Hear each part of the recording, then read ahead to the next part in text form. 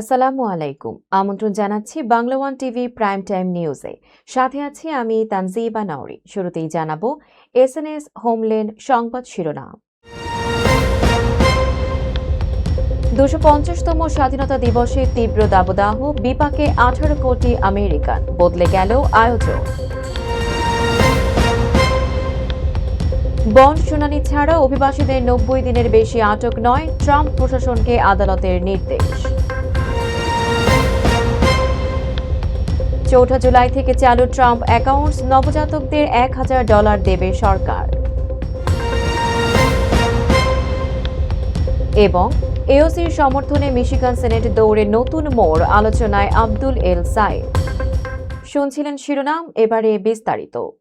250তম স্বাধীনতা দিবসের উৎসব শুরু হলেও যুক্তরাষ্ট্র জুড়ে রেকর্ড তাপপ্রবাহে বিপাকে পড়েছেন প্রায় 18 কোটি মানুষ। কোথাও অনুষ্ঠান স্থগিত, কোথাও সময় পরিবর্তন, আবার কোথাও হিট স্ট্রোকে হাসপাতালে ভর্তি হচ্ছেন শত শত মানুষ। এমন পরিস্থিতিতেও জোরদার নিরাপত্তার মধ্যেই চলছে স্বাধীনতা দিবসের প্রস্তুতি। বিস্তারিত আরও জানুন প্রতিবেদনে। আমেরিকার 250তম স্বাধীনতা দিবস উদযাপনের প্রস্তুতি চলছে দেশ জুড়ে, কিন্তু বাঁধ সেধেছে ভয়ঙ্কর দাবদাহ। প্রায় 18 কোটি আমেরিকান এখন জীবনের জন্য হুমকি স্বরূপ এই চরম তাপ প্রবাহের শিকার। প্রচণ্ড গরমের কারণে ইতিমধ্যেই দেশের বিভিন্ন স্থানে স্বাধীনতা দিবসের একাধিক অনুষ্ঠান বাতিল বা স্থগিত করতে বাধ্য হয়েছে কর্তৃপক্ষ।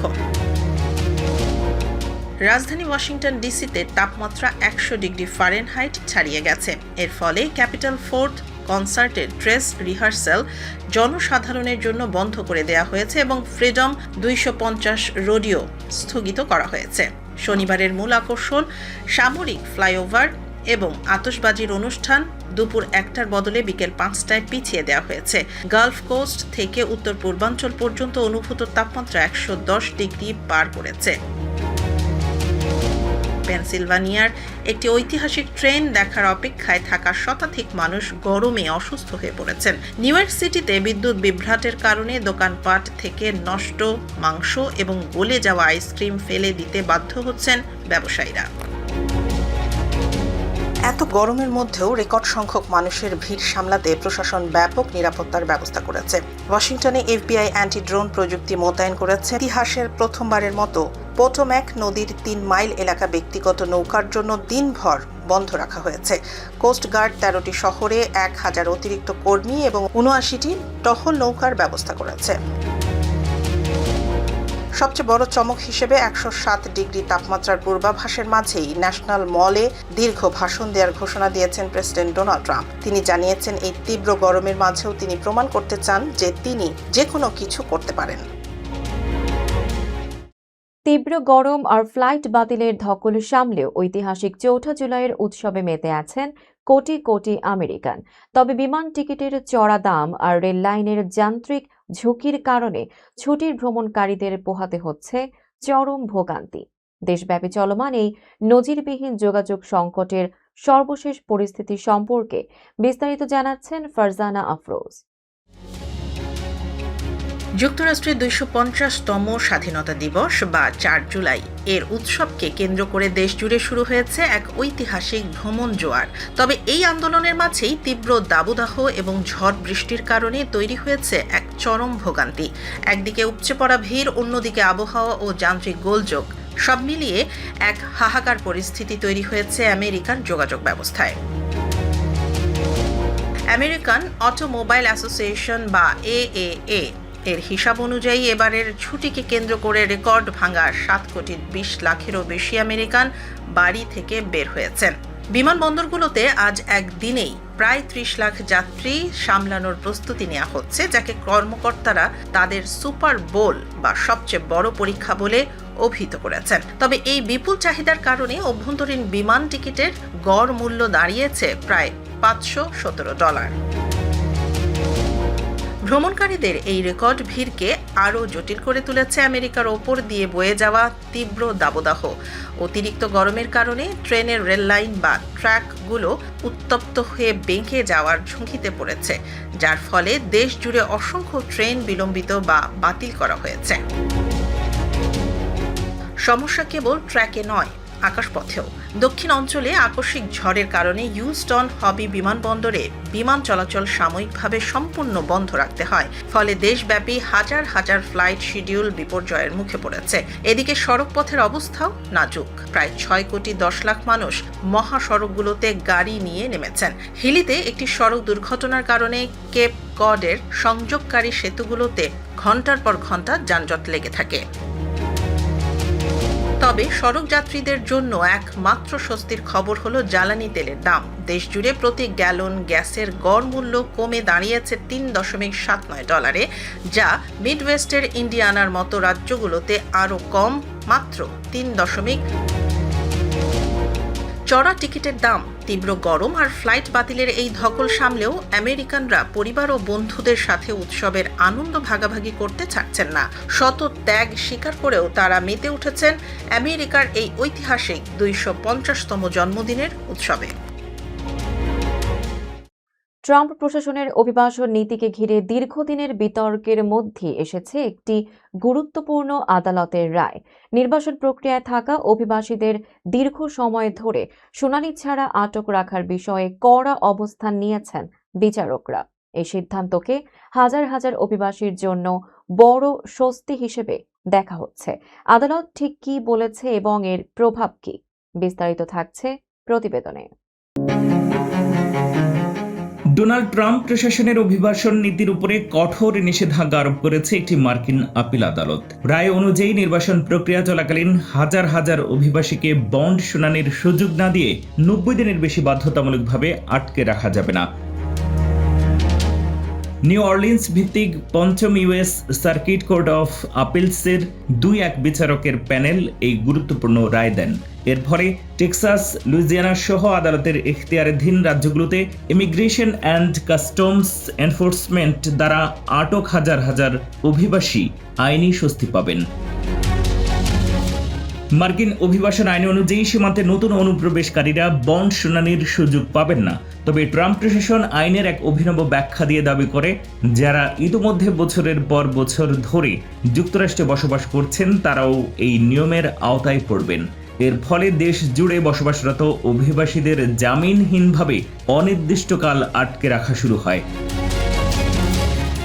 সংখ্যাগরিষ্ঠ বিচারকের পক্ষে রায় দিয়ে Republican president George W Bush মনোনীত বিচারক লেসলি সাউথউইক মার্কিন সংবিধানের 5th অ্যামেন্ডমেন্ট বা 5ম সংশোধনের কথা উল্লেখ করেন। তিনি বলেন, মার্কিন সীমানার ভেতরে থাকা প্রতিটি মানুষের মৌলিক অধিকার রয়েছে। কারো ব্যক্তিগত স্বাধীনতা কেড়ে নেওয়া হলে আদালতে তার বক্তব্য পেশ করার সুযোগ দিতে হবে। তবে ট্রাম্প মনোনীত বিচারক কোরি উইলসন এই রায়ের বিরোধিতা করে বলেন, এটি অভিবাসন বিষয়ে কংগ্রেসের একচ্ছত্র ক্ষমতাকে খর্ব করে। অভিবাসীদের অধিকার রক্ষা সংগঠন আমেরিকান ইমিগ্রেশন কাউন্সিল এই রায়কে স্বাগত জানিয়ে একে ঐতিহাসিক জয় বলে আখ্যা দিয়েছে। অন্যদিকে department of homeland security DHS রায়ের তীব্র বিরোধিতা করেছে। দেশের বিভিন্ন আপিল আদালতের মধ্যে এই আইনের ব্যাখ্যা নিয়ে বিভেদ তৈরি হওয়ায় ট্রাম্প প্রশাসন বিষয়টি চূড়ান্ত নিষ্পত্তির জন্য সুপ্রিম কোর্টের দ্বারস্থ হয়েছে।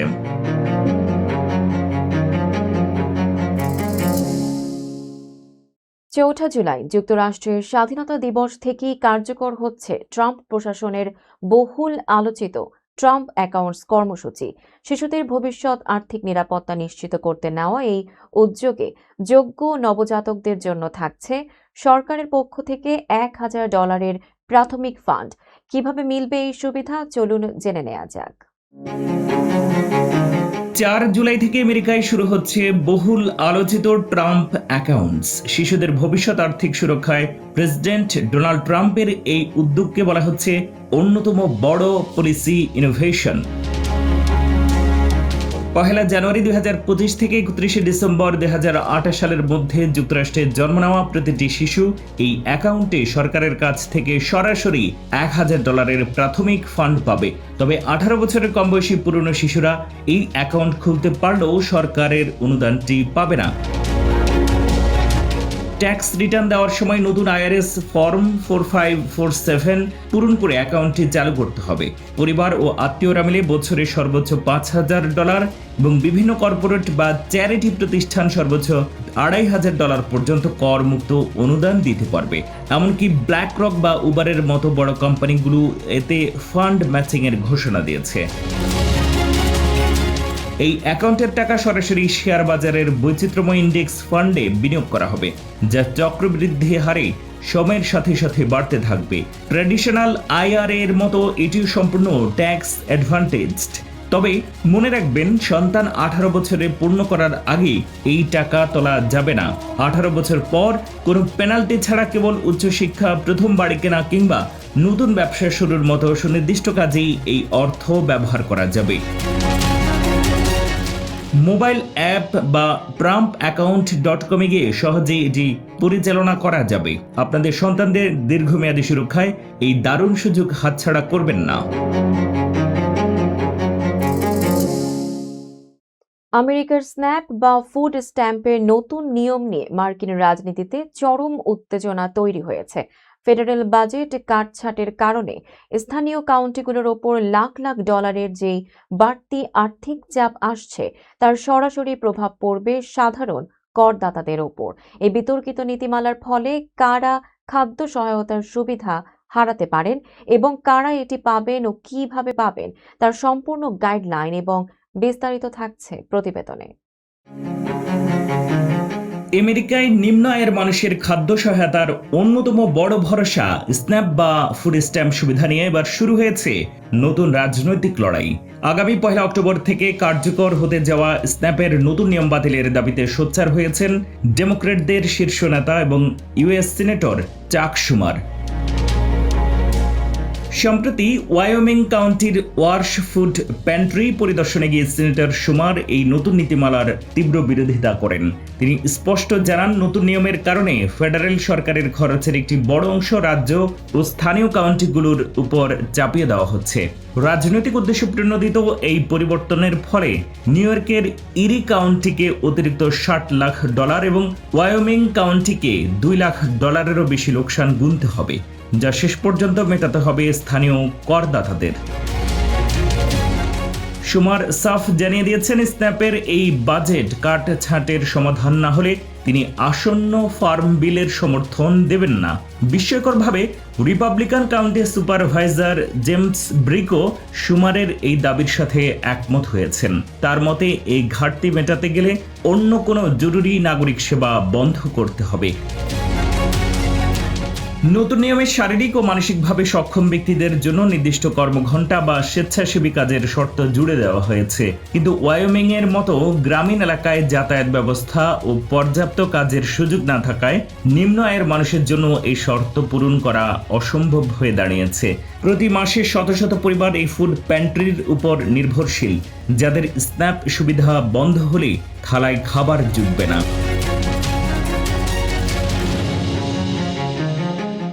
তীব্র গরমে বিদ্যুৎ বিপর্যয় এড়াতে নিউ ইয়র্কবাসীকে এসি 78 ডিগ্রিতে চালানোর অনুরোধ জানিয়ে তোপের মুখে পড়েছেন মেয়র জোহরান মামদানি।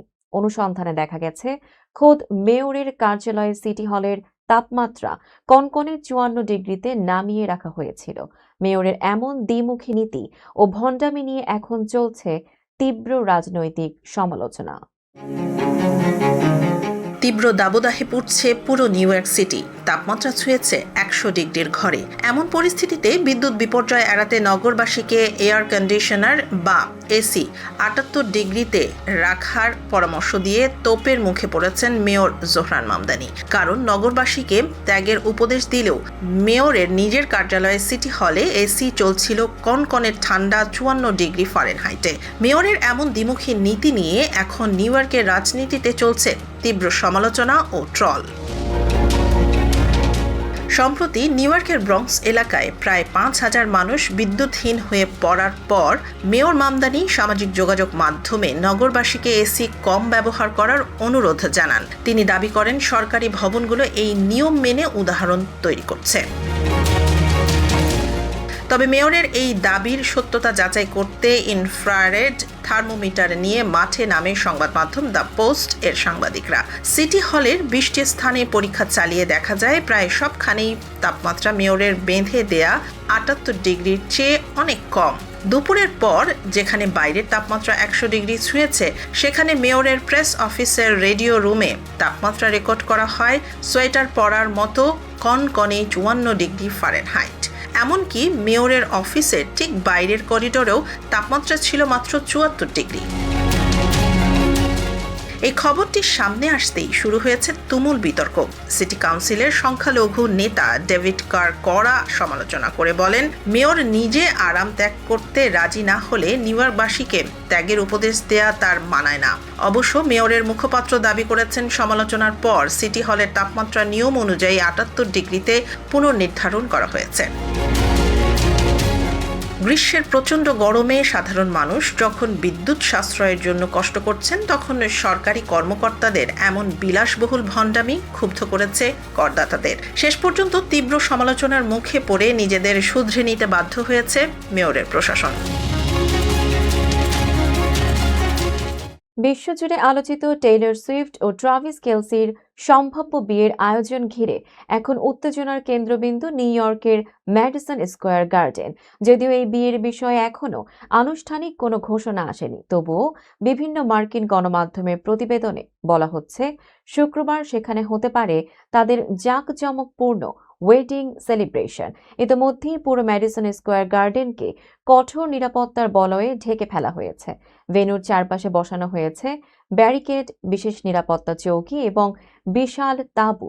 নিরাপত্তা নিশ্চিত করতে নিউ ইয়র্ক পুলিশের 70 জনের বেশি গোয়েন্দা কর্মকর্তা এবং 50 জনেরও বেশি অতিরিক্ত পুলিশ সদস্য মোতায়েন করা হয়েছে। বিভিন্ন সূত্রের তথ্য অনুযায়ী শুধু নিরাপত্তা ব্যবস্থার পেছনেই ব্যয় হতে পারে $1,60,000 বেশি। খবরে আরও বলা হয়েছে, আগের রাতে সীমিত পরিসরে একটি রিহার্সাল ডিনারের আয়োজন করা হয়েছিল, আর মূল অনুষ্ঠানে বিনোদন জগতের বহু তারকার উপস্থিতির সম্ভাবনাও রয়েছে। তবে টেইলর সুইফট কিংবা ট্রাভিস কেলসির পক্ষ থেকে এখনো বিয়ের বিষয়টি আনুষ্ঠানিকভাবে নিশ্চিত করা হয়নি। ফলে ম্যাডিসন স্কয়ার গার্ডেন ঘিরে চলা সব আলোচনা আপাতত গুঞ্জন ও বিভিন্ন সূত্রের তথ্যের ওপরই নির্ভর করছে। সম্প্রতি যুক্তরাষ্ট্র জুড়ে মুসলিম বিদ্বেষী ও ঘৃণামূলক ঘটনার সংখ্যা নিয়ে উদ্বেগ বাড়ছে। এমন পরিস্থিতির মধ্যেই কানেকটিকাট থেকে সামনে এসেছে নতুন একটি ঘটনা। দুটি মসজিদে বর্ণবাদী ও ইসলাম বিদ্বেষী হুমকি দেওয়ার অভিযোগে এক ব্যক্তিকে গ্রেপ্তার করেছে পুলিশ। কি ঘটেছিল এবং এ নিয়ে কি বলছেন কমিউনিটির নেতারা, চলুন জেনে নেওয়া যাক। যুক্তরাষ্ট্রের কানেকটিকাটে দুটি মসজিদে বর্ণবাদী ও ইসলাম ফোবিক হুমকি দেওয়ার ঘটনায় 41 বছর বয়সী জেসন বিগার নামের এক ব্যক্তিকে গ্রেফতার করেছে পুলিশ। তার বিরুদ্ধে পক্ষপাতমূলক হুমকি বা ধর্মান্ধতা, শান্তিভঙ্গ এবং হয়রানির অভিযোগ আনা হয়েছে। সম্প্রতি দেশ জুড়ে মুসলিম বিদ্বেষী অপরাধ বৃদ্ধির মধ্যে এই গ্রেফতারের ঘটনাটি ঘটল। পুলিশ জানায়, কানেকটিকাটের ইসলামিক সেন্টার অফ ভার্নন এই দুটি হুমকিমূলক ফোন কল আসার পর তদন্ত শুরু হয়। পরবর্তীতে জানা যায়, একই নম্বর থেকে ব্রিজপোর্টের আরেকটি মসজিদেও একই ধরনের ঘৃণামূলক কল করা হয়েছিল। তবে জেসন বিগারি ব্রিজপোর্টের মসজিদে কল করেছিলেন কিনা তা পুলিশ এখনও নিশ্চিত করেনি। Council on American Islamic relations এর কানেকটিকাট শাখার চেয়ারম্যান ফারহান মেমন জানান, গত মাসে সান দিয়েগোর ইসলামিক সেন্টারে বর্ণবাদী ইশতেহার লিখে 2 কিশোরের গুলিতে 3 জন নিহত হওয়ার ঘটনার পর এই ধরনের হুমকিকে হালকাভাবে নেয়ার সুযোগ নেই।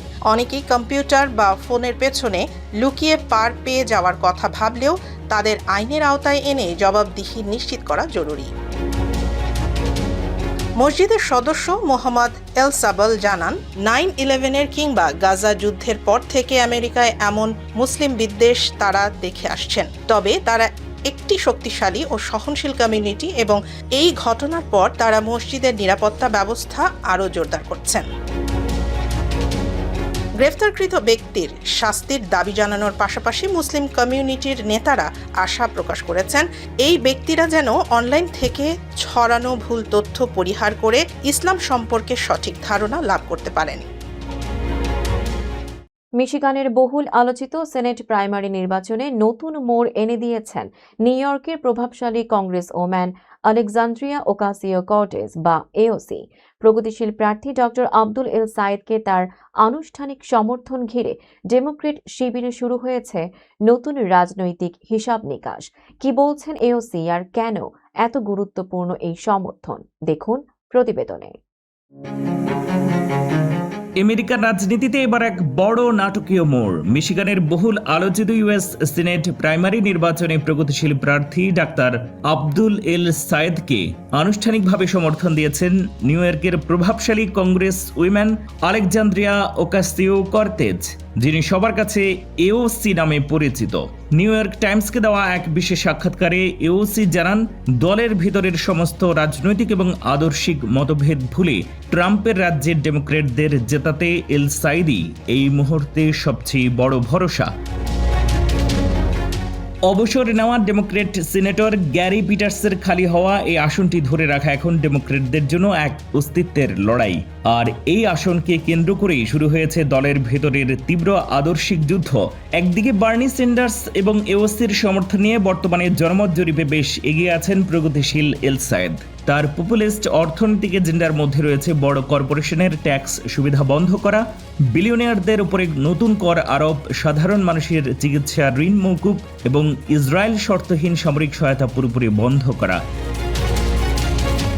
অন্যদিকে তাকে টেক্কা দিতে মাঠে আছেন দলের মূলধারার শীর্ষ নেতা চ্যাক শুমারের পছন্দের মধ্যপন্থী প্রার্থী হ্যালি স্টিভেন্স। এছাড়াও এলিজাবেথ ওয়ারেনের সমর্থন নিয়ে শক্ত অবস্থানে আছেন রাজ্য সিনেটর ম্যালোরি ম্যাকমোরো।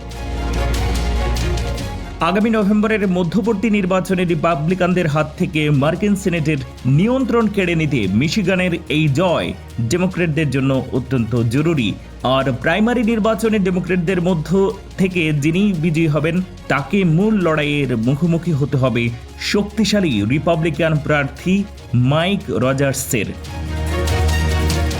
তাই প্রশ্নটা এখন শুধু একজন প্রার্থীর নয়, প্রশ্নটা ডেমোক্রেটদের রাজনৈতিক অস্তিত্বের। এওসির এই জাদুকরী সমর্থনকে আসলেই আব্দুল এল সায়েদকে জয়ের বন্দরে পৌঁছে দিতে পারবে, নাকি শেষ হাসি হাসবেন দলের মূল ধারার নেতারাই? এই ছিল Bangla one TV prime time নিউজে। পরবর্তী প্রাইম টাইম নিউজ দেখার আমন্ত্রণ জানিয়ে বিদায় নিচ্ছি আমি তানজিবা নওরিন। এতক্ষণ সাথে থাকার জন্য ধন্যবাদ।